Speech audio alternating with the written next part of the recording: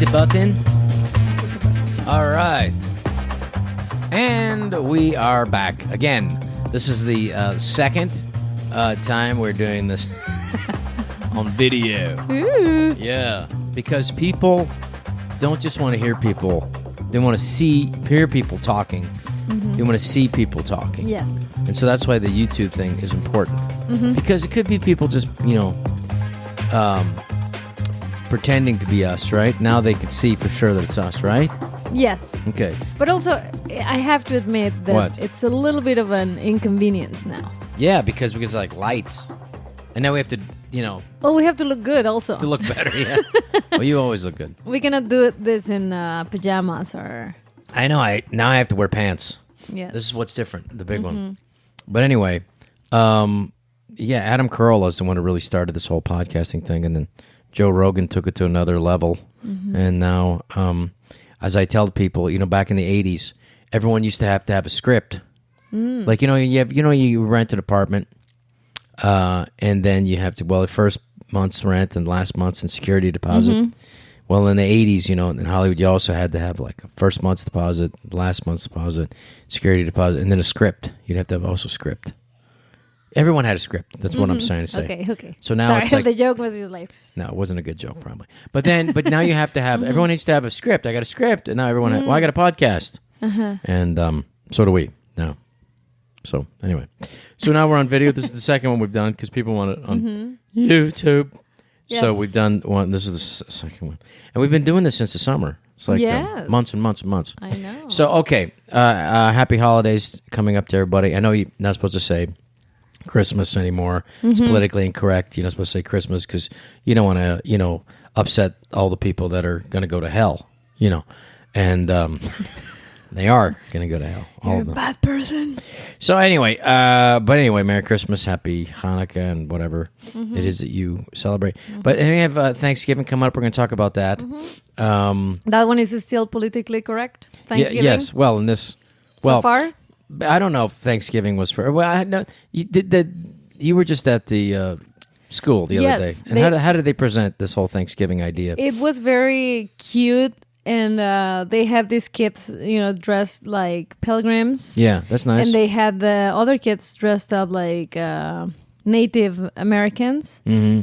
And I'm, born and raised in Mexico, so I'm not familiar with this thing. So I'm watching, and I see these pilgrims and, and the Native Americans being super friendly to each other. Yeah. Very nice to each other, shaking hands. And they said, oh, you want to, we'll help you. Like the Native Americans, they said, we'll help you. If you promise to bring millions more to take all our land. That's and confine us to a very small area. I knew something was and wrong. Bring your diseases with you. Yeah, I knew something was off because it was super cute. Like they were like, "Yeah, come, we'll show you where food is," and they were like all having fun. I know, but that's and a nice hugging way of each other. It's kind of whitewashing the whole idea. Not in the. I was like, I have to admit that I was like 80% sure that it didn't go that way in real life. Yeah. Well, my understanding of it was, they were even changing this in the 80s. The idea of like, when the white man first came here, the, pilgrims, what have you, they were like the Native Americans, like they're in the middle of a 400-year war on the East Coast there. And they're like, well, maybe got some people, maybe can help kill our enemies. Okay. Let's see if these people, let's not kill them yet. So I think it's a little more complicated than what was presented at the school show. But what do you want to teach kids about it, though? I mean, I think if you want to, I think you have keep it. I think when they're little, keep it pretty simple, and then and that's one of the topics we want to talk about. Besides keeping it simple, is what do we know? What do you know? What do you think you know? That's a subject for today. What are you sure of and why? Okay. Why are you sure of anything? We're going to start it off with Richard Feynman and what he talks about. I think that when we know that we actually do live in uncertainty, then we ought to admit it. It is of great value to realize that we do not know the answers to different questions. The attitude of mind, this attitude of uncertainty, is vital to the scientist. And it is this attitude of mind which the student must first acquire. So in other words, to know that you don't know, I think you're in trouble when you think you know.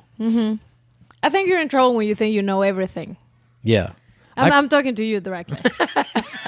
I'm not talking to the people. Sure, I'm talking to you. No, I know that I don't know. I know that I know a little bit about a lot of things. Or I should say, I know a little about several things. But I don't know anything about like most things. Well, I know most things. Like I know one a little particular of. thing, probably you want to know. Well, like first of all, like you know. What do you think you know? Well, I mean, I you know, there's people that I do really trust, and one of them is my buddy who's in town this week, Raymond Francis from BeyondHealth.com, an amazing vitamin site. Who's not a sponsor of our show, by the way. But if you want to check out some amazing vitamins and like supplements and just the ideas of health, and he wrote this amazing book called Never Fear Cancer Again. Never Fear Cancer Again. He also wrote Never Be Sick Again. And he also wrote another one that was a little less nice called Never Be Fat Again. Oh, he also wrote Never Feel Old Again. That's right. You know all those books. And I actually read them. Yeah, I read them too. I read two of those. I read the whole thing. I read two of those. You do. Sometimes I skim. Yeah, you do. Not sometimes. I've seen you doing it all the time.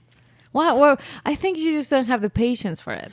No, I just think the beginning of the book where you're introducing everything, I just don't know how necessary that is. I find myself going back. Like I had a 6-hour flight 2 days ago from the East Coast. Coming back from Jersey. For some reason, like because there's only 4 airlines left, they made us fly from New Jersey to Charlotte, and then from Charlotte all the way to Los Angeles. You know, not exactly like the most convenient way, but anyway, if you're not, you know, if you don't have a private jet, and that's why I like a Leonardo DiCaprio.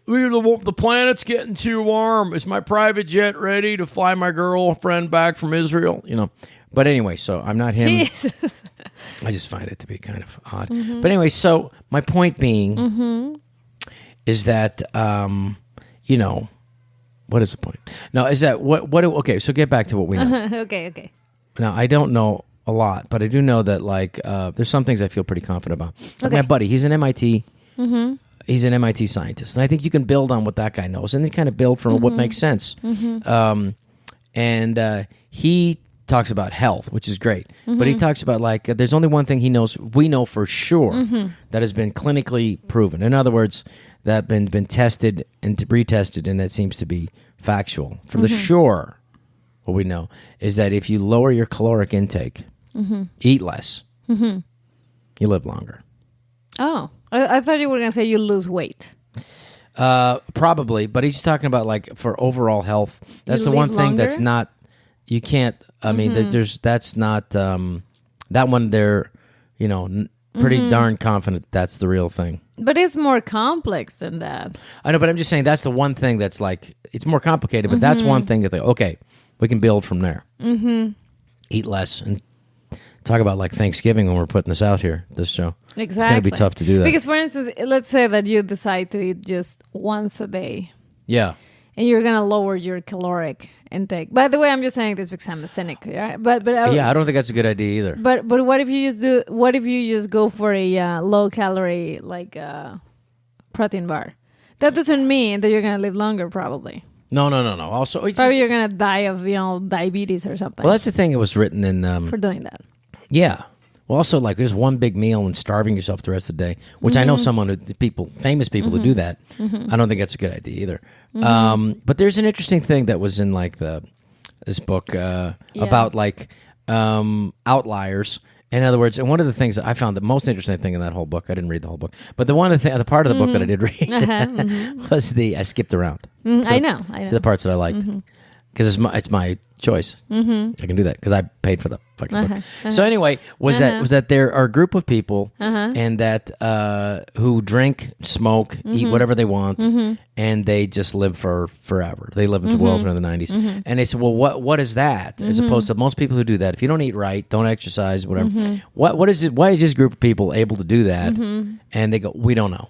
Okay. But but you can look at that in another way and go like, well, what are some similarities to these people? What is it that they know? And what are they doing? Are they happier probably? They are all of those people had something in common.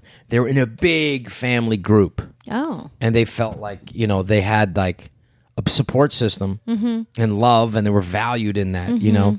And so I just think that that's health. You know, I think that's so that kind of defined like the idea, and like what Raymond is going to come in this week. He said basically about health. He said just do enough.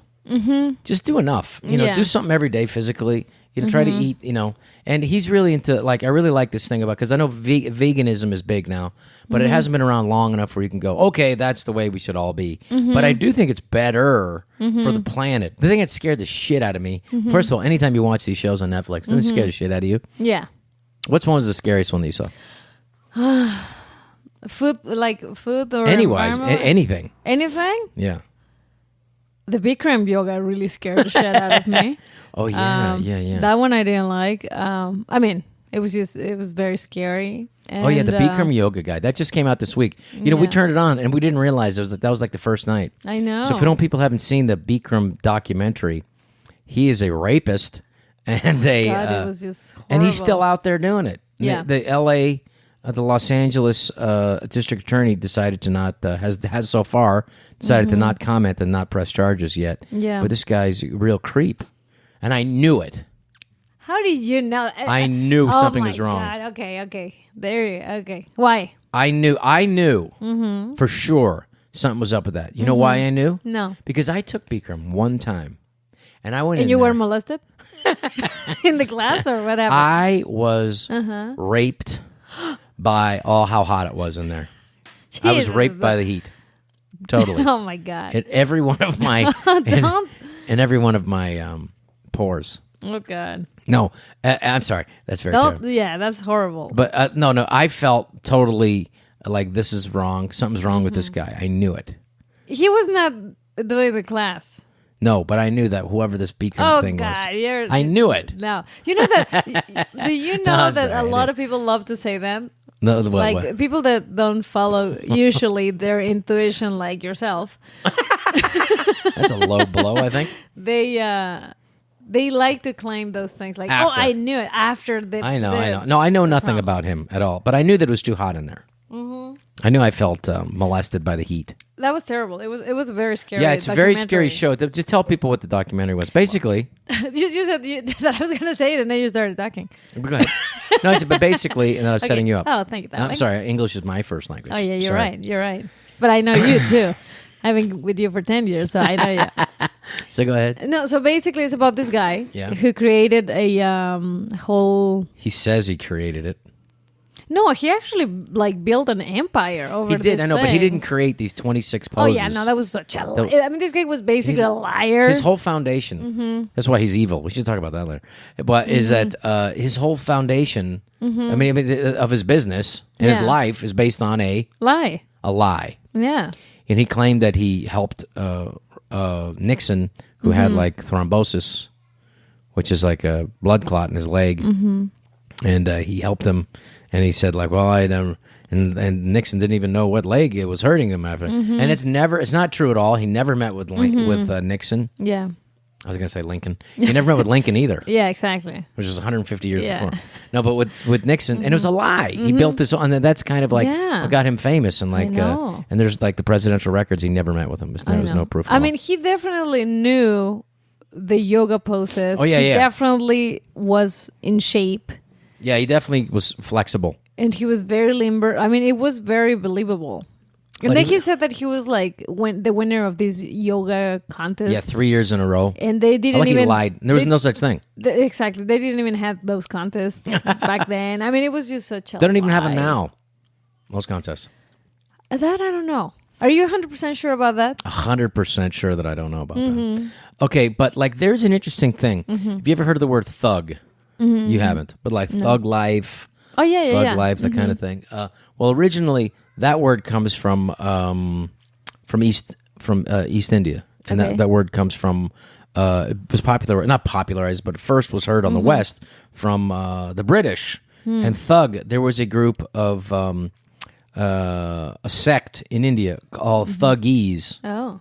And these people would pretend to, say hi to you if you were out somewhere, if you were out in the middle of nowhere. They would come and say, hey, how you doing? And then they come back and rob you and murder you. Oh, wow. And so they went out to, the British went out to... that was not very friendly. No, exactly. So these kind of thugs. But in my mind, I'm thinking like this guy's something like descendant of one of these thuggies, kind of these liars who come and steal from you. But anyway, so it was really creepy. It was very creepy. I recommend everyone to watch it. If you're into yoga... I think if you're into anything, because it has also to do with like cults.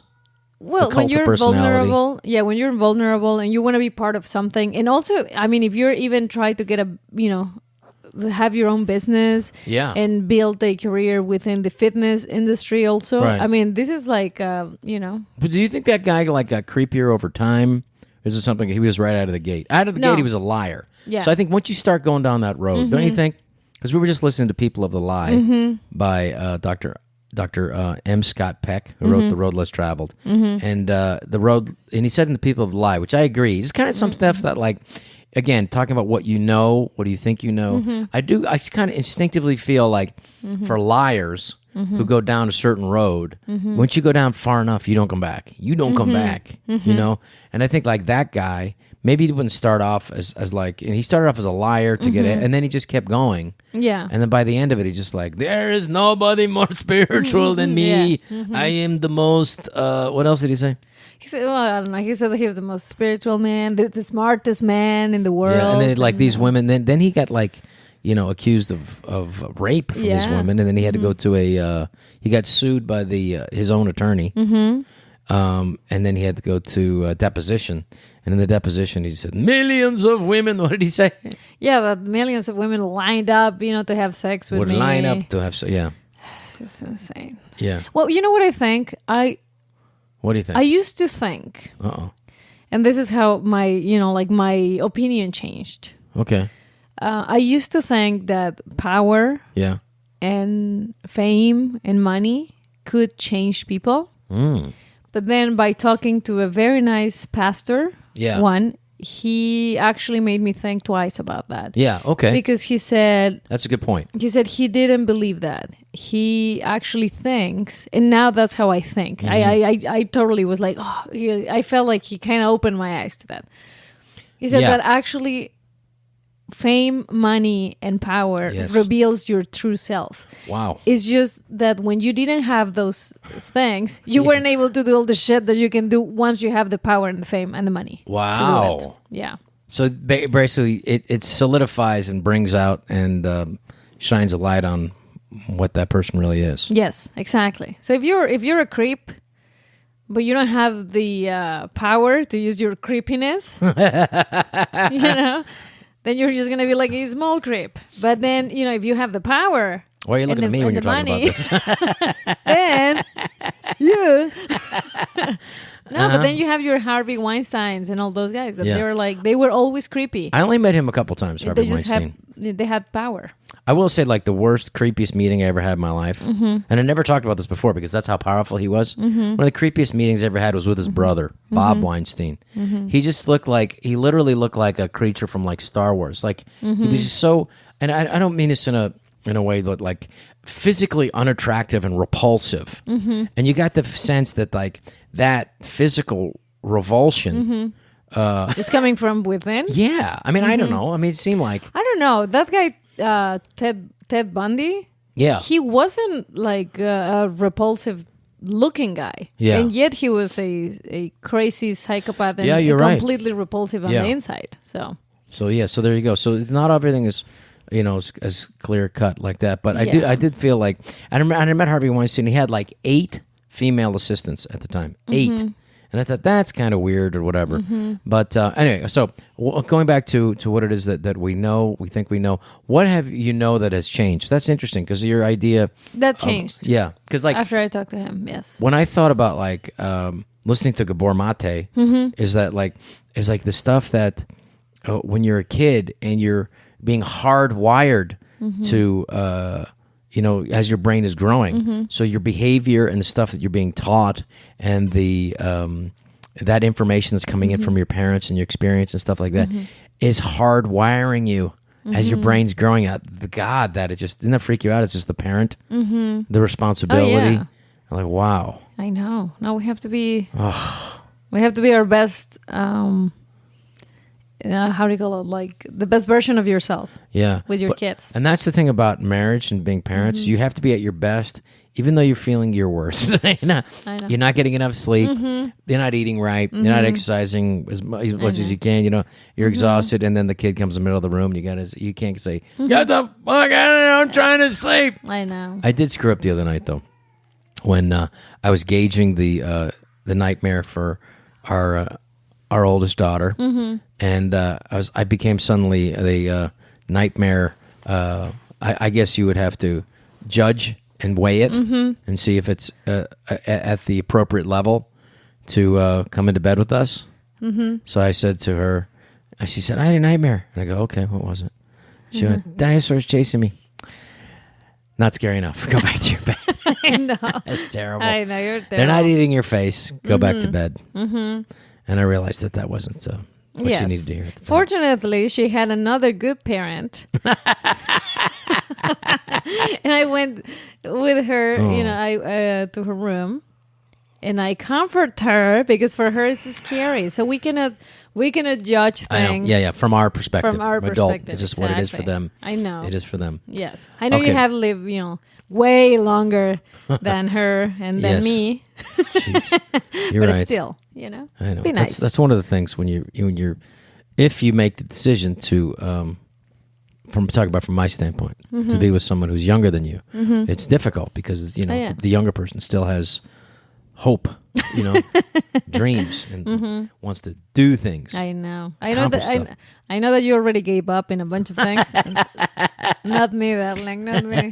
I don't blame you. Okay, so what do you think? Okay, so what I mean, like what I think I know. There's some stuff that just kind of makes sense, and but I think that as you begin to, I think you should question everything. I agree. I don't take anything as like, oh yeah, that's a fact. I think like this is what I'm pretty sure, and I think like I think I'm better at that now. I don't feel I was as dogmatic. I think I was in the past, but I know that like because what happened to me was like Western medicine. I was all for it because I just was indoctrinated into a way like, well, it just makes sense. And like, well, these guys, they know what they're doing. They just study them. But like, and then when you peel back the onion on that, and like what we're going to talk to Raymond this week, is that there was this 1905, there was this Flex report. And that was the American, the predecessor to the American Medical Association. Guys said, well, this is the way we're going to treat people in a allopathic form, allopathic different parts, as opposed to holistic, which is whole, all parts of one.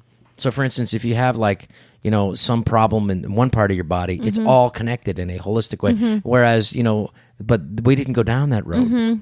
All other forms of medicine and all the other stuff were kind of diminished and are still being diminished and now trying to be squished out as we move forward. Whereas this idea of different parts, that's why you got an ear, nose, and throat doctor, as if that's like a, part of your car. You can just change that part of, you can just change a tire.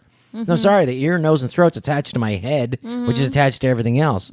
So I started to question that. Well, my dad died because he died, and I thought we were able to get him the best Western medicine. But he wasn't a guy that was going to change he was never going to like change his diet. He was never going to like, become a marathon runner, I tried to encourage him like, hey, you walked farther today than you did yesterday. And he was like, really? I don't know. I don't think so. And so there was that, but he was also, he grew up in the 30s, and like that was it. He graduated high school at Polytechnic High School in San Francisco in the Haight-Ashbury, way before the hippies in 1949. He wasn't going to change. But I was saying, so I learned and then I met Raymond, and I learned to question that stuff. And I think some of the stuff that kind of makes sense and that it works for you. If it works for you, doesn't that make you want to change? Or doesn't that make you change things? So what is something that like worked for you? First of all, because you didn't used to be as, because coming from, where are you from again? Mexico. Okay, coming from Mexico. I think I knew that. There was some things that you've adopted. Yeah. And made part of your lifestyle. What are some of those things? And like, why did you do that? And why are you so sure? How do you know that makes a difference? Or how do you know that's right? Or do you know? Well, I had no choice, first of all. And no, I mean, I think especially You had no with choice food, for what? With food. I think I learned a better way or a healthier way of eating Yeah. here. Right. With you. Because I would say that but also you came to the middle ground too. I had to. I had no because choice. I remember exactly. You cook Mexican food. I have no choice. Exactly. So I had to learn 3 times a day. So I had to learn how to cook a healthier version of the food that I like. Yeah. And it was fine, you know. Right. It's, how come we can eat anything we want when we go to like Spain? Yeah. I think we had ice cream one time 3 times in one day. So anyways, we were walking everywhere. But again, that's one of the many things that that I had to adapt. However, I didn't know a bunch of things. Like I didn't know that sugar was that bad for you. Yeah, I think sugar eventually, and I like sugar. Well, I like eating sweet things. Who doesn't? Yeah. But eventually, sugar will be classified as like arsenic. I think eventually, because the destructive, from my limited understanding of how it okay, works. here comes a little information. Okay. No, but with how hormones communicate everything in your body. This is coming from a guy that knows nothing. Okay, let's move on. Nothing. But moving on to another thing. All right. No, is that and that sugar is little bits is how they communicate. So when you take sugar in and eat sugar, it throws off your body chemistry and lowers your immune system. That I know for sure, 1,000%. Now is that it does? You can have like 17 grams of sugar, which is roughly like a teaspoon, and that could lower your whole immunity. Yeah. For like 50% in 2 hours. Yeah. Well, you know what? The way I believe... And I just feel... I do feel like when you have sugar, I feel worse. And I do feel like if you have less of it, it's better. I do think eventually people are going to like... Because that's one thing that's been different in human... The evolution of people, you know, in recent history. Like if you go back to like 1910 and take a look at the sugar, the impact of industrialized food, and you go back to like, well, how much sugar people used to eat when they lived on farms. You understand? Like, and 80% of American society, or American, citizens were farmers. 80%. You know, this idea, it's completely reversed now to where most people live in the cities and most people don't live on the farms. But at a certain point, pre-World War I, you had like most people were farmers living on the farm, you know? And so the idea of just having an incredible amount of anything you wanted, I mean, we can go down and get like blueberries, 365 days a year down there because they fly them in from Chile when they're not grown here, but so going back is that like the sugar intake that most Americans take is way off the charts than what it used to be. Yeah. And I don't think the body's evolved enough to take that, it can take that in. But I think like it causes havoc. But those are the things that we all kind of know. But we don't do anything for it. Exactly. Because, because it's not new information. No, it's not. That vegetables are good for you. Yeah. No, but I mean, the vegetables are good for you, that exercise is good for you, and that drinking lots of water is good for you. Yes. That's not new. No. However, doing it. I think doing it is exactly. Let's look at last week. Here's the hard part. We're trying to you and I say, okay, we're going to limit the amount of sugar and cake and cookies and pie stuff to the kids. Yes. What happens? Miranda's birthday. First of all, well, you cannot. And then her friend's birthday, and then our other daughter's birthday, and then there's the parties. Yeah. There's like 5 parties, 5 pieces of cake, 5 cupcakes. So all our planning and everything out the window. And then they get the stuff we're gonna give them. Then there's like there's stuff here because like, oh, this is the 1 week, 1 day a week, 2 days, every other day, and then like it was lights out sugar fest. I know, but you know what? With that, you can't panic. You can't panic. I know. What's what I'm trying to. And that's the part that I think you panic. I know, I do. And you should not panic. I know, because I don't want them to feel bad about it. But that's the problem, that they already feel bad because when you're telling them constantly... Yeah, that this is killing you? Exactly. Then also you're putting guilt. And do you know that actually... Guilt is worse than the sugar. Yes. I know that. Well, then practice it. Yeah. No. Knowing something... Okay, we're going to take a little break. But knowing something and practicing it and integrating it into your life... is something that we're going to have to. We're going to talk about next when we come back. Do we have to do? Does that help if you clap? I don't know. You know what? I heard at Oxford University. No. I read an article. Tell me. Not the whole article, just the parts that I wanted to. Just But that they're like they're people that are sensitive to hearing clapping. And so instead of like, worrying about, well, sorry, you're sensitive to clapping, then don't be around for the clapping. Or can they put on earplugs? Yeah, they can put on earplugs. Like I wear earplugs a lot. So instead of like, what they do is that this is what's happening all over the place.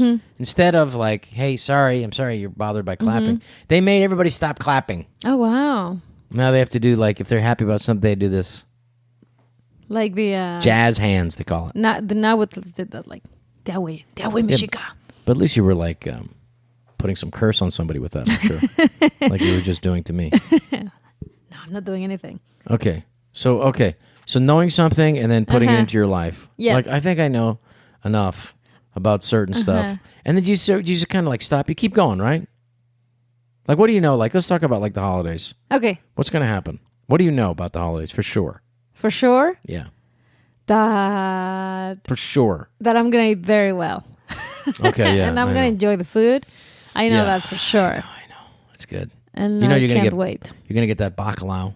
I know. That's coming up. Bacalao, romeritos. You only have it once a year, right? That's good, right? Yeah, and that's how you look forward to yeah. You know? That's why I think like it's a pain in the ass to get like, it's not a good idea to get like, to be able to get like blueberries 24, well, not 24 hours a day, but like to get like, to just be able to get it all. It's nice. It's seasons. Like I really like that fruit that you get. Like it's a autumn fruit, persimmons. I know your dad hates them because you gave it to him. I gave him the wrong one. Yeah. What's the kind? There's the Fiji persimmon, and if you eat it, there's one that's like tastes beautiful, tastes like an apple. Yeah. The other one, if you eat it and it's not ripe, it's like a bag of sand. Yes. And it just I gave one to my dad, and he was just like, I know he hates it. Yeah. Okay. Yeah, he didn't like it. So I'm looking forward to that. Yeah. Food. Yeah. I love bacalao. And but tell people what bacalao is. It's this fish. It's this fish that's a saltiest fish you've ever seen in your life. Cod fish. And it's prepared with tomatoes and with potatoes. First of all, you can like help put your new roof on your house with it before you, because it's like a solid rock, filled salt dried for years or whatever, and then you have to soak it for like what? For hours. You have to soak it for 364 days for the one day. For the one day you're going to eat it, yes. Yeah, for the Christmas day. I know, but it's delicious. Why is it so nice about it? What do you like? I mean, I like it too. The flavor is as ridiculous. Crazy. I am crazy because I grew up with it. You have what kind of peppers in there? You have olives. You have like potatoes. Nails. Pieces of glass. What else is in it?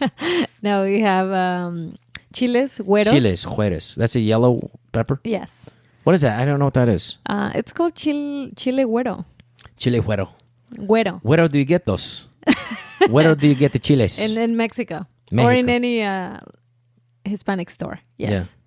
I don't know. Anyways, it's delicious and I love it and I could eat it for a week. For an entire week. I could have it for breakfast and lunch and dinner. You have it like 3-4 times on Christmas. I love it. Okay, good. Yes. I like that. Yeah. What do you like to have for Christmas? What do you like to eat? I really, really, really like, the big turkey. Okay. Dark meat turkey. My dad used to take me to this place. We used to get turkey sandwiches. It was called Tommy T's. No, it's not Tommy T's. No, right on Van Ness Boulevard. Jeez, I can't think of that. I think it was like Tommy T's. It was right on Van Ness. I used to go in there and he used to carve the turkey right there. And he go, "Can I have your dark meat, please?" And he make the sandwich and he put like the juice on it. And it was like dripping, and we just have that.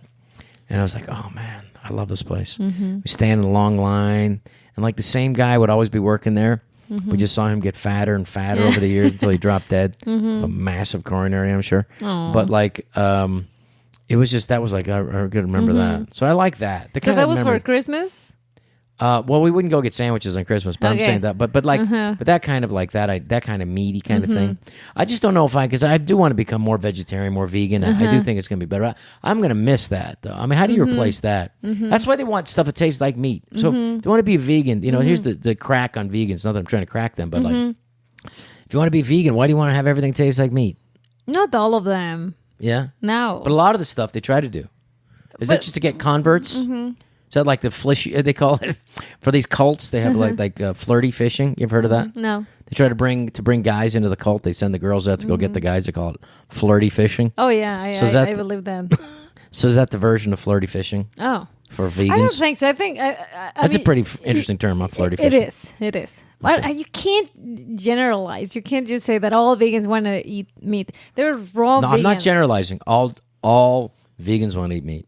It's not like, no. I'm not general. I'm saying it's a fact. Not all the people that I know for sure. Not all the meat eaters want to eat hamburgers every day either, you know? So you can't generalize. You do. I like hamburgers. Not every day? Not every day, but once in a while. I like an In-N-Out double animal style. Fuck yeah. Yeah, I know. I agree. Yeah. So. Yeah.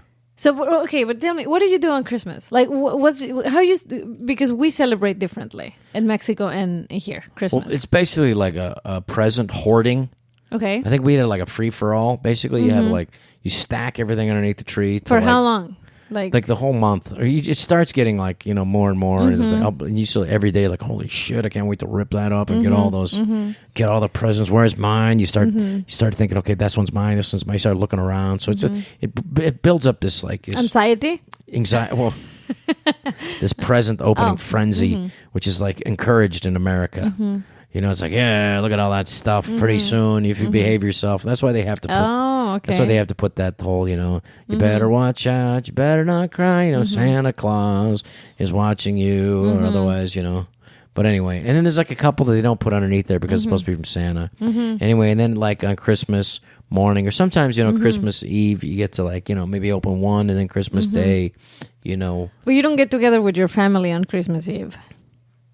Sometimes, okay, but that's not like a thing all the time, you know. But like you know, basically, Christmas Eve was like the time to I think most Americans open up Christmas Day.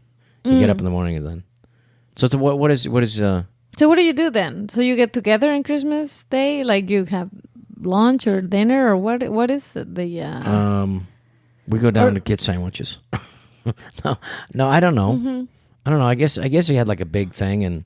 Food. It's always found food. A lot of people around, you know. Okay. And then I think you go back to your house and you open up the stuff. You don't bring your presents to somebody else's house. And then like, but sometimes, I don't know. I don't remember a lot of it. I can say. Yeah. I don't remember. Yeah. Well, we do. My dad was Jewish. He wasn't really in. He was into Christmas. I mean, he got into it because of but for the present part. He wasn't into the Jesus part as much. But he was open to it. Okay. But he wasn't like, you know. Like really into it? He wasn't into the religious aspect of it, you know. Like, I think it's great, but like he didn't. I think he was just the, you know, the presents and stuff, and he loved giving stuff. Loved that, gives the presents, you know. And this did he do something special? Like he would try to, like, you know, surprise you, give you something like, you know. Sometimes he'd hide money somewhere. That was a big deal for him. Like, hey, some money in there. You know? Have you found the money in there? And he'd open up. It was like, oh man, the socks. There's a, you know. And he dressed up like Santa Claus. Yes, my dad did dress up like Santa Claus. You remember that story? Yeah, I remember because he came to school, and I, you know, by the time, and I was about 6 years old, so maybe I was 6.5, and like I knew that's my dad, but I like, and I still believed in Santa Claus, and so like he said, well, and he didn't tell me there was ho ho ho. I said, I know that's Dad, and so I ran home right after. I said, where is it? He says, where's what? The Santa Claus outfit. Where is it? Where is it? Where is it? Where is it? The costume. Where is it? Where is it? Finally, I where is it? Where is it? And then he showed it to me, and I was just like amazed, like, whoa, because you just assumed that, like, I just at that time Santa Claus wears the outfit, and that's it, you know. And like every time you see him, they say, "Oh, the Santa's helper," you know. This is a lie that has to evolve to keep the kids in it longer. They kind of know after a while, but like, you know. What do you mean a lie? Well, I mean, like it's You mean Santa doesn't exist? Yeah, well, I'm sorry, but like, well, you continue the story as long as you can because it's nice. It's good to continue stories. That's sweet that way. You know, you want to delay the facts of the ugliness of the world as long as you can with kids.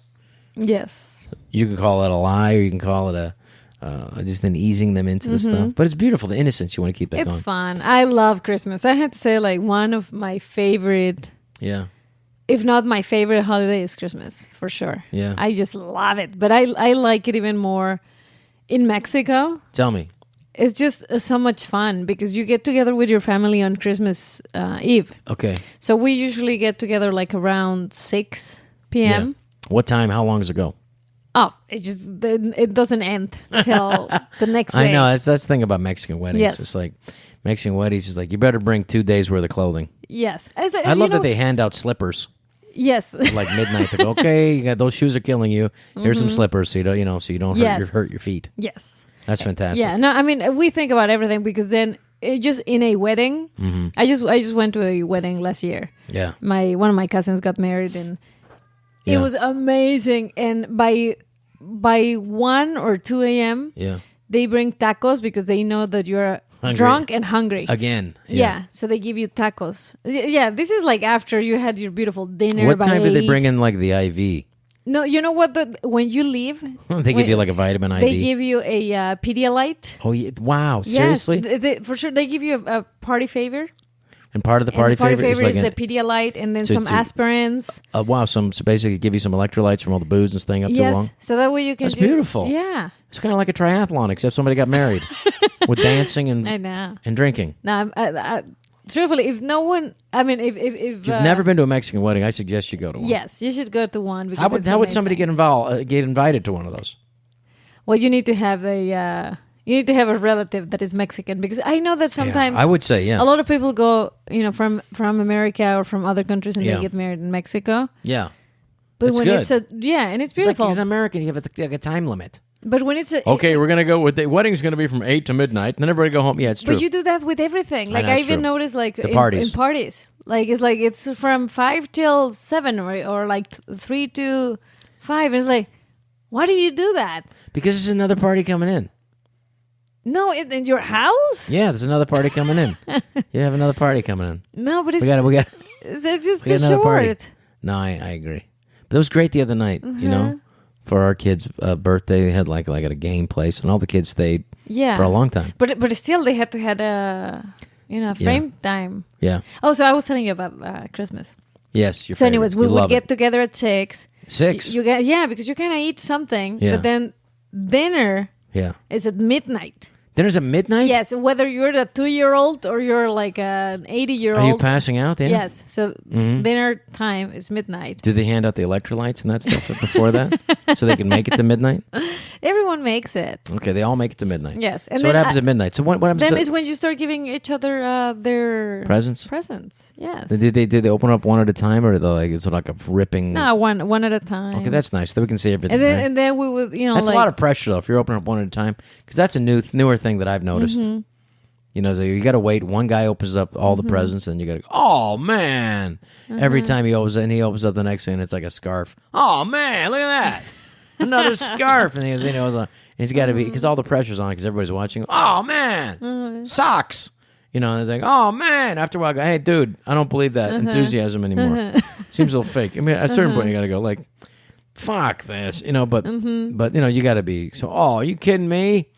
That's a lot of pressure. Whereas I think mostly like when I was growing up, everybody just ripped up their stuff and just, they look over. You give the look over, go, oh, that's cool. And you get back to your stuff, Mm-hmm. And they would just be like, it's a massive pile. It was great. That's probably my favorite time. I love it. I just think it's a lot of fun. We used to have like a lot of food, and then you drink. Mm-hmm. Then you probably go to sleep. Big tree, right? The real tree? You have a big tree in the house? No, like a fake tree. Fake tree, huh? Yeah. I like fake tree better. There's going to be a lot more fake trees this year because of the fires. I know. And there was like the fires, and then in Oregon, there was like a shortage of Christmas trees. I think we should. That's not sad, shortage of Christmas trees. I know that you like the smell. I like to come in the house and smell a Christmas tree. But it doesn't really smell that much either. So. No, it doesn't smell that much. Yeah. But it turns into a fire hazard when the tree is like all dry already. I know. So. I know. He's slow. You're basically... Didn't one of your friends bum me out by telling me, like, it's not good to have in your house something that is dying slowly? Yes. Mm-hmm. I said, well, you get rid of me too, then. Yeah. You don't want this is from right? an esoteric. What do you mean?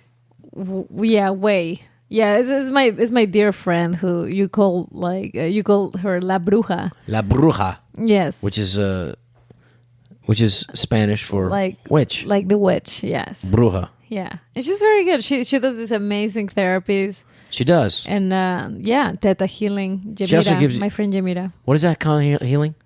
Theta Healing. Theta Healing. Yeah. Why don't you explain what that is? I don't even know what it is, to be honest. But I had a few of those. Yeah.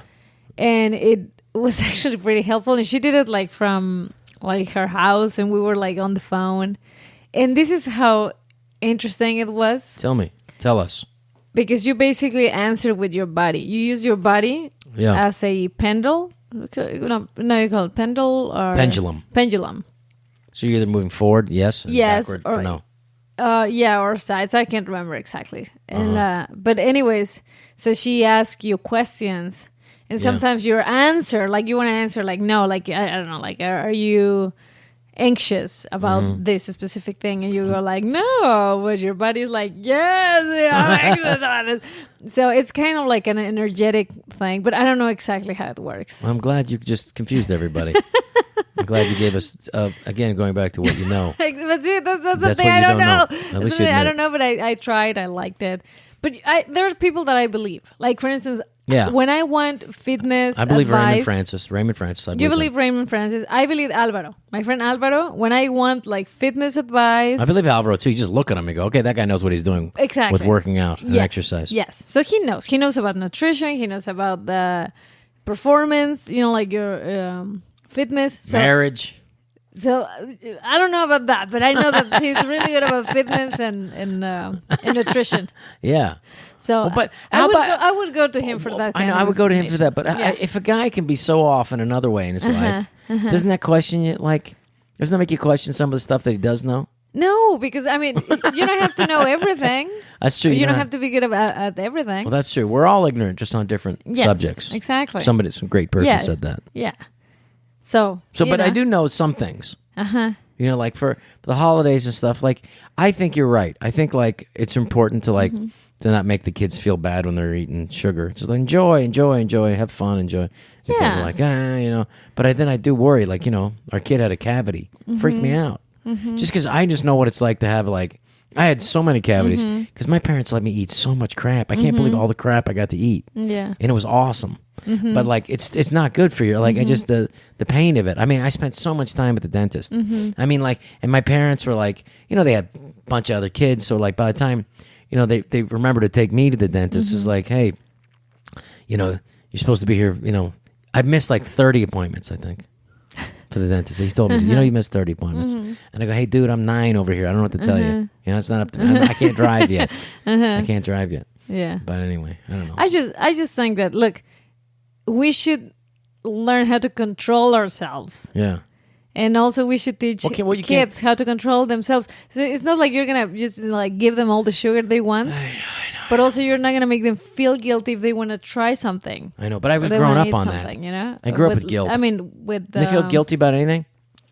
You grew up. Is that part of the grown up? Oh yeah, of course. It's part of the culture too. Yeah, you know, like guilt. Yeah, and if you don't eat this, your grandma is gonna feel bad. You're gonna make her feel sad if you don't eat her food, or you know. Luckily, my grandmother cooked delicious food, but it's always that guilt.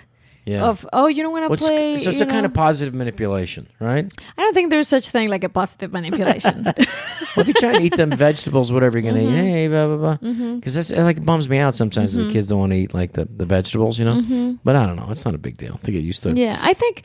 Look, I sometimes I post a lot of you know, food or like vegetables or the kids eating vegetables, and some people ask me like, how do you make them eat these foods?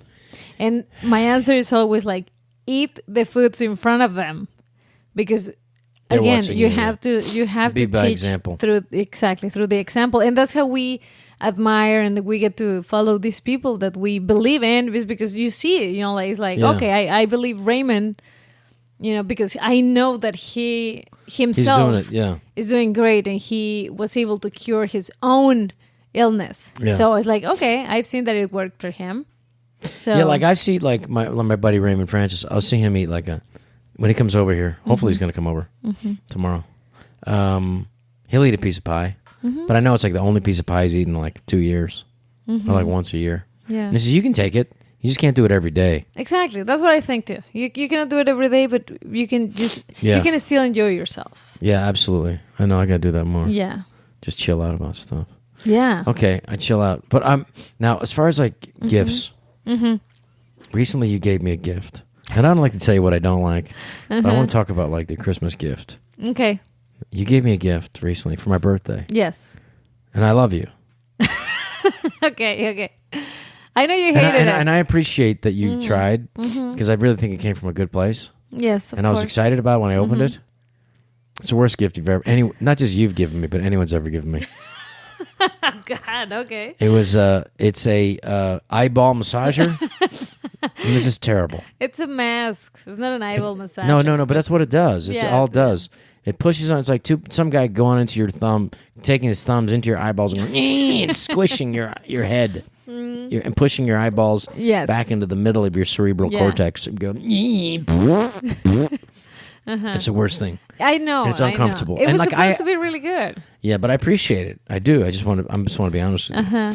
That it's wasn't comfortable. I put it on, and I did it a couple times, just so like maybe I got it on wrong, and my head's too big. My head is maybe that's what the problem is, because I tried it the other day, and it wasn't that bad, right? And it was a little loud, so it's not relaxing like they suppose. Wasn't pushing they eyeballs? Advertise it. Oh yeah. No, it wasn't pushing. It's kind of loud to me. It is loud. Yeah. Relax. What's wrong with you? Yes. It was one of those recommendations from what? From Amazon. Oh, God. And I was thinking, like, because it's really hard to get you a gift. I don't know what to get you, because it has to go through filters when I think what I want to buy for you. Yeah. Because I know that you don't need anything. I have you. Exactly, because you have me in your life, so obviously you don't need anything. You got that right. Yeah. No, because but I appreciate it though. But it's just my head's too big for that thing. Yes, so it doesn't fit my head. I know. I didn't consider that. And then it's massaging your eyeballs. You don't need your eyeballs massaged. I thought it was gonna like your face or something. It was just literally pushing in my eyeballs. You know what I thought it was? I'm sorry. I thought it was gonna be like it kind of makes it a little warm. Yeah, I would love that. It was like, and I don't think it was supposed to like, like. That's what it did. Massage your eyeballs. Now, what did I get that you didn't like? A gift. I don't know. Let me take the list out. Now, like what? What was like one? Like, well, that was off. Well, usually when you buy me shoes or stuff, like I wouldn't like it. I prefer choosing it myself. That's true. Yes. And what was the worst shoes I've ever gotten you? No. I think you're being very good at asking. Sometimes when you're at the store and you're like, oh, what do you think about this? I remember but there's not a lot of no. There's not a lot of shoes you're excited about anymore. Mm-hmm. But you used to be like, I know because you have a lot. I think you have most of the ones that exist. Most of the shoes that are available, you have most of them now.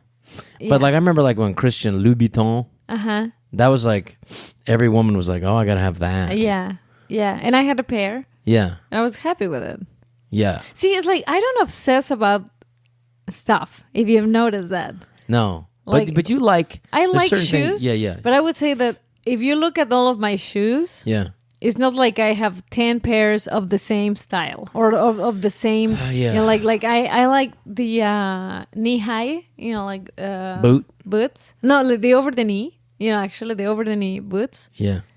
And I have one pair of black boots, and I know that there are women that have like 10 pairs of just the in case same the 9 pair. No, because they have different styles on their heel or whatever. I don't think I obsess over those things. So I would say I have one pair of like the nude color, and like I have a 9 pair of a closed. Well, those are the 9 pairs right there. And those are the 9 pair. What are you talking about? You just said you didn't have 9 pair. Now you have 9 pair. No, but I could go upstairs right now and bring 9 pair of the same boot. Just to show me what a liar and a phony you are. No, that's not true. I dare you to do it. I dare you to do it. I've seen your boots. Yeah. You have different colors of the same kind of boots. You just said that there's like women obsessed and have 9. No. It's, you mean 9 exact colors? You're never going to get it. I would say the color, yes. So the same exact color?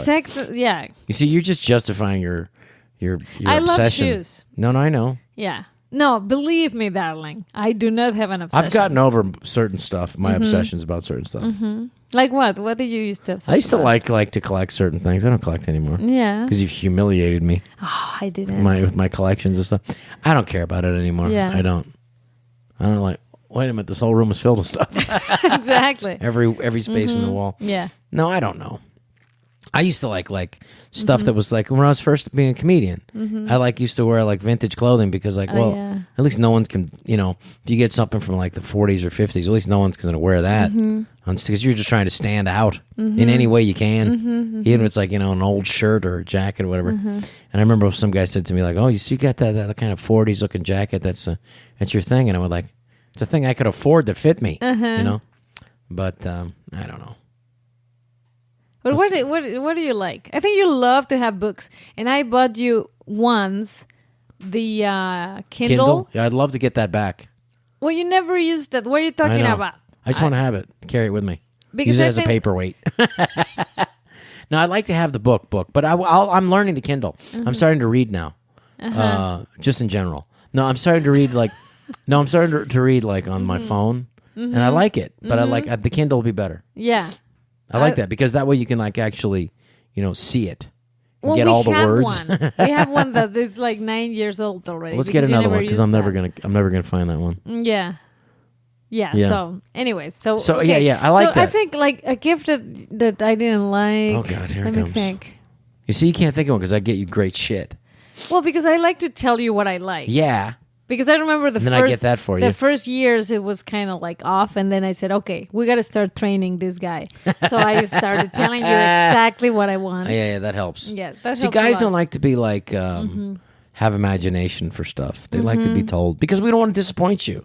Good. I don't want to disappoint you. And I think we should. We should because, I mean, as women, I think we should totally tell you exactly what we want. Yeah, but then you get mad at us because like, why can't you just figure it out? Why do I have to tell you?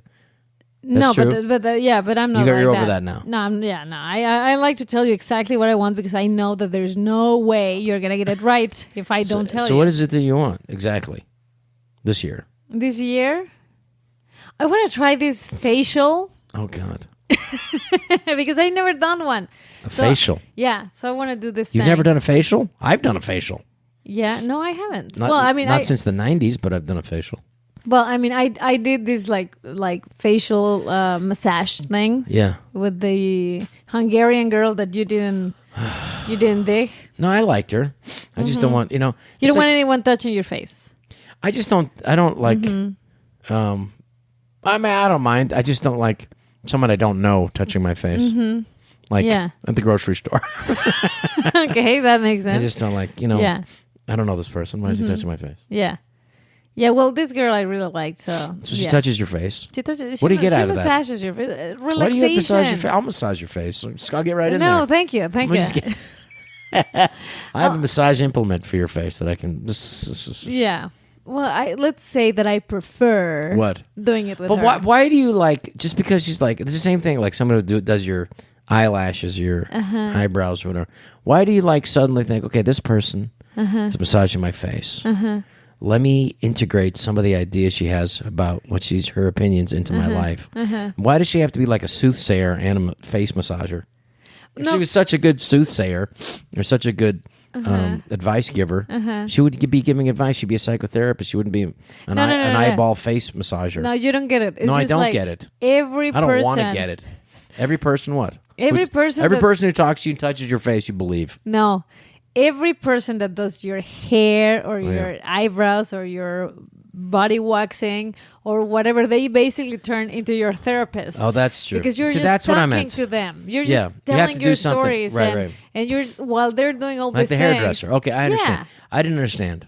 I thought that's she was what like... it is. It's not like you're going to therapy. It's just you're talking. I thought it was a psychic face massage. No. Okay. No. But you come back with like, oh, she's amazing. Yeah. She's incredible. She told me all this stuff while she was poking my face. No, I do think that there's something to that. No, what she does, and this is the part that I like about her. Yeah, Erica is her name, and she's Erika.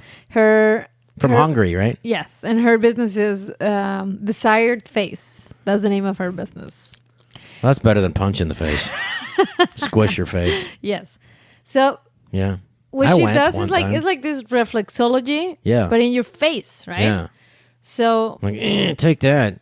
Yeah, so she pokes, not pokes, but I mean she pushes, harder in certain areas, and what we have in our face, like what we call it wrinkles, right, and all this stuff. They're basically expression lines, right? Right. So if you have an expression that you've been doing it for too long, it also has a root in your emotional psyche, yeah, and that's what she kind of works with because she is. There's like a worry line. There's like a stress line. There are certain things, yes, like mass murder line. There's some people, that if they're completely serious, they look like they're sad. Oh, yeah. Like their eyes are sad or their mouths. Yeah. So these people really have some level of sadness in their life. Okay. That is their expression lines, right? Yeah, I agree. So anyways, so basically what she thinks. I have skeptical lines. Like, I don't believe any of this shit. Yeah, exactly. But you believe other shit that I don't even know why you believe that. But okay. Okay. So anyways, basically what she's doing is helping with certain expression lines. Yeah. Does she ask massaging them? What's going on here with your face? You have a worry mark here. You must be worried about something. It's always vague. Something is bothering you. Yes, how did you know? When you leave the house, you get in your car. Yes, it's true. Is that like that? When you're hungry, you eat. Yes, I do. I'm eating. You're such an asshole. Well, what is it then? You have a mark here on your face.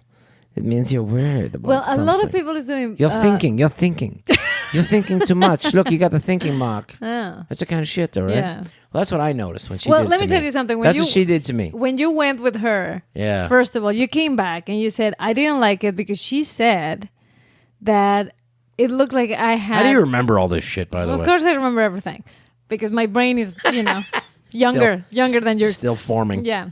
And... Yes. So you said, you What did came I back say? and you said, oh, I didn't really love it because she said that I have maybe like some pain in my shoulders and on my hips. And I definitely don't have that. And I was like, Rob. Yeah, you do. You're always complaining about your shoulder. Yeah, I do. Ow, it hurts right now. And you've been limping like for over a year. Yeah. So you do have something in your hip. I do have a hip problem. There you go. So she was right. Yeah. There you go. Yeah. So what's your excuse for that? My excuse is like, I guess so. It was an easy guess. She saw me limp in.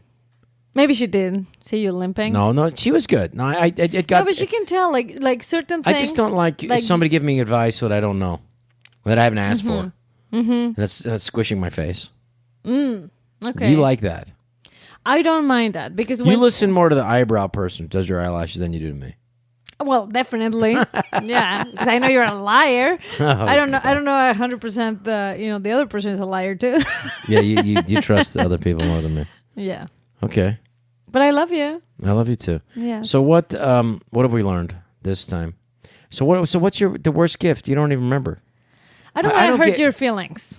But like some clothing, a piece of clothing I gave you, Yes. you don't like? Yes. Is that what it is? There's something that you recently got me, and you were super excited about it. Just tell me. And I didn't really it's like it. It's not gonna hurt. Just tell me. What is it? You got me a bracelet that I asked for. Oh, fuck. You didn't like that? And I thought it was very specific of what I wanted. And I got like the opposite of that. But I really appreciate it. And I was That's like, why you never wear it? Fuck. I just thought because it was so precious. It is super precious. That's why I thought you didn't wear it. I didn't realize you fucking hated it. I didn't hate. Well, tell me exactly. You got to show me. I told you exactly what I want. So with like a bracelet with charms and shit on it. Mm-hmm. With like our daughter's names on it. I just wanted like their initials. And something like very simple, delicate. And simple. And I got you something. And I got like chunky. the chunkiest thing. Right. But I appreciate it. I'll get you the better one. No, but I appreciate it. See, but Give I me didn't one want more to hurt crack your at feelings. it. Give me one more crack. But I still like it. You've always Thank given me you. great stuff. You gave me 2 great kids. You'll never get me a better present than that. Aww. Never. And you, your present this Christmas. You ready? Close your eyes. I'm going to get a vasectomy. That's the best gift that you could ever give me. Yeah. My gift to you. To me. And my... Yeah. my You've been balls. delaying it. No, I have. Yeah. Why? Are you really scared that something bad could No, happen? I just think like, there's that chi that happens. What's that chi? Chi, ball chi. No, that's the chi. What's a chi? Energy from your... Oh, so now you believe in energies. Yeah. Okay. When it has to do with my balls. I believe it. Okay. Yeah. Uh-huh. So I think that there's some chi flow. Flow will be gone. Also, I don't want anybody cutting into my balls. That's another thing. This is that's not like the first thing. I'm more worried about my chi. Okay, your chi. And the ouchie. Don't worry. The ouchie. Ouchie. Ouchie. I think that's the one that you're more and then your brother concerned had a about. bad experience. That didn't encourage me. I said to your brother, okay. I said, Christian, did it hurt? And he said, oh. I said, how long did it take you to recover? Oh, it was tough, brother. It's not easy. It took like a week, and then like, whoa. Then my balls swelled up, and I went like, good God. I don't need to hear that. But then I have, most of my other friends had no problem with it. Yeah. Looked at me it's just like you guys, seriously, you can't handle pain. Men just can't. I can handle pain, I think. No, you can't. It's not on my balls. The proof is just like, if you just hit a man in the balls, it's just like, that's it. It's over. Like, you can't breathe. You can't move. You can't do anything. You're just like recovering. Like. Yeah. So. I know. You're like that Brazilian soccer player, Neymar. Oh! Rolling on the ground. Yeah, like an idiot. So, okay, but that's the only concern, your chi? Your ouchie? My ouchie. That's it? Or you have like another like... No, that's it. Really? That's it? And that's how you've been delaying it for all these years? Yeah. No, but I'm going to do it. I'm going to do it. I said. You better do it. I'm going to hold you accountable before for Christmas. This. Maybe even next week. That'll be great. I'll drive you. Because I love you. I don't need to drive. I'm going to walk back. I'm going to jog in my dolphin shorts. I'm going to jog back. Because I'm a man. Yeah. I can take it. We're definitely going to do barefoot. We should do a podcast about that, like your recovery. I'm going to walk, do a push up. Every step, push up. One step, push up. Another step, push up, and then stretch.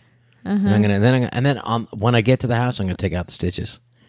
and take out one of my balls and show you, look, this is where they cut it. And then I'll just tape it back. Oh. Yeah. Wow. Man over here. Yes. I can't wait to see that. I'm going to do it. Yeah? You'll see. Yeah. So how many friends do you have that they've done it? All of them. All of them? Well, no. Rick Glosser. He said, it's easy. What are you talking about? So just give yourself sit down on the couch. You'll be fine in a weekend. There you go. Okay. Who else? Alan Covert.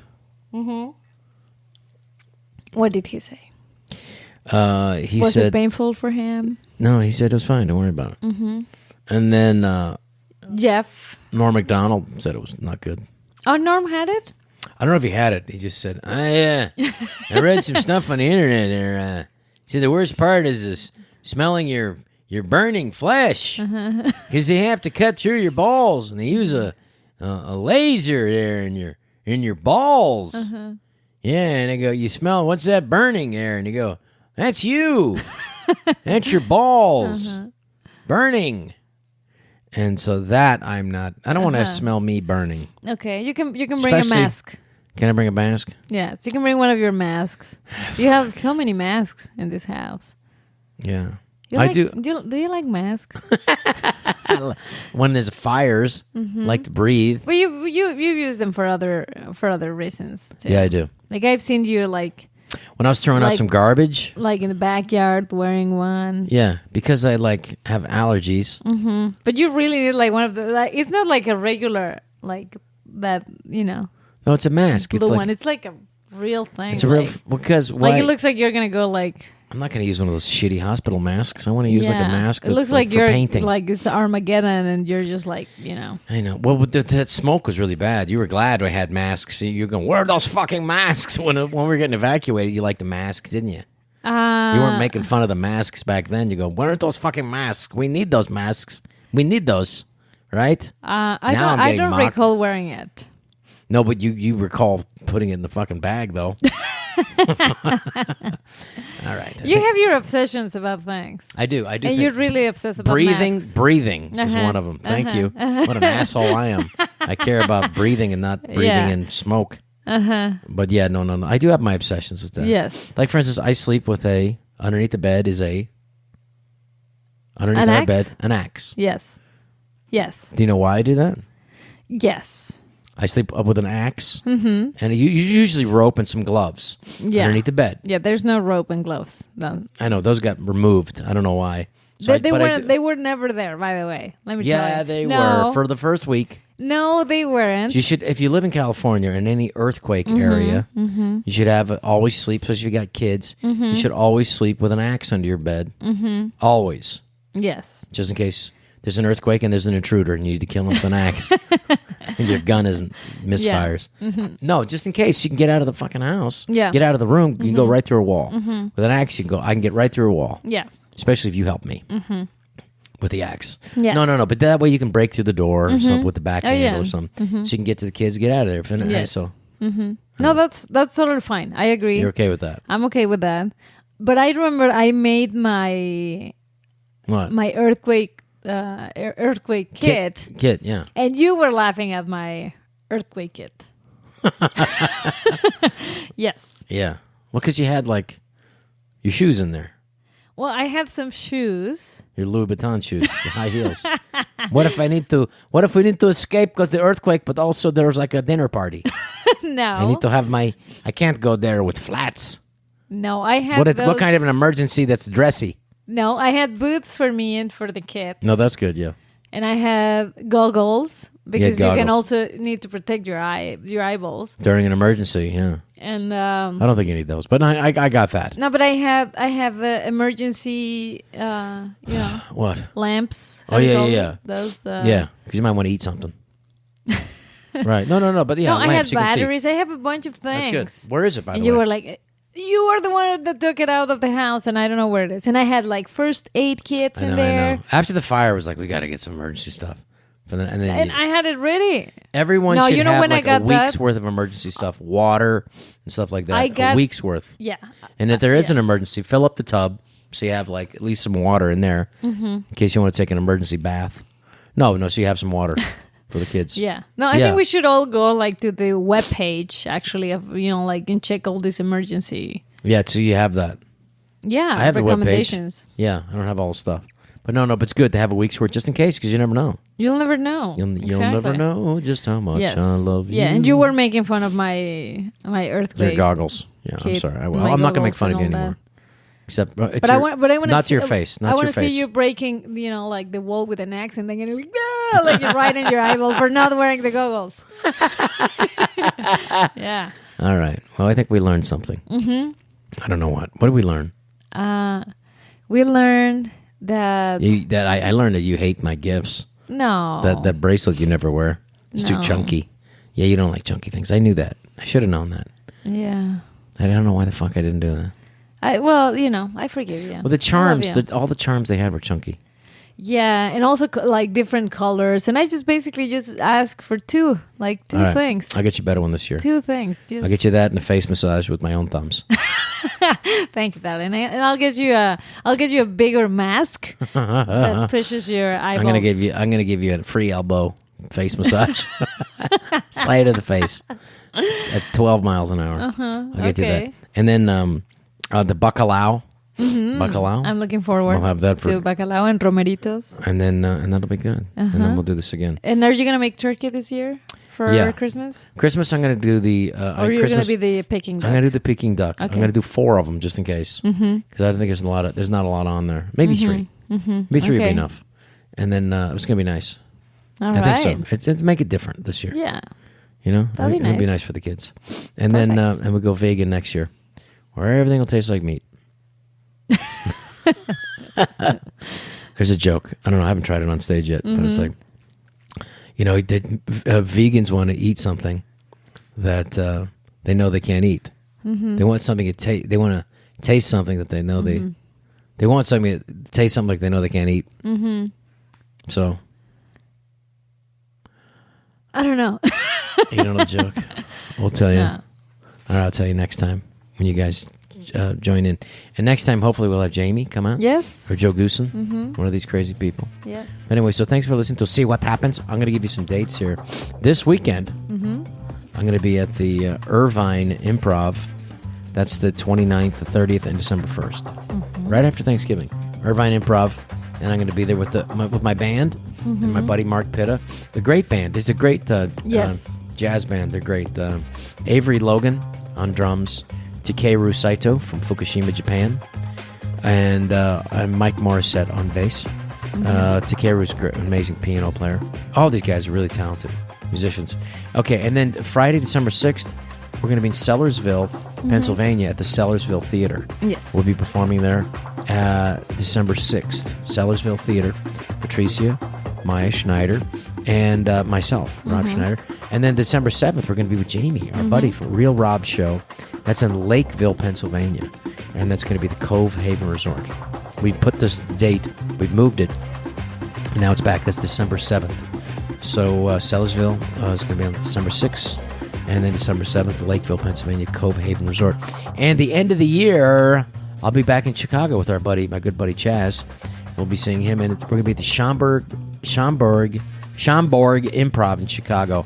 That's going to be December 27th, 28th, 29th at the Improv out in Chicago. It's a great place out there. And I look forward to seeing my buddy Tony, his lovely wife Pat. And we'll be out there, and we'll bring the kids with us. So that will be fun, be in Chicago. People talking like this in Chicago. We'll be doing that. So I wish you the best. Happy holidays to everybody out there. Merry Christmas to those people who celebrate that. And we'll see you next time. And when you do, we will see what happens. Thanks for watching and listening.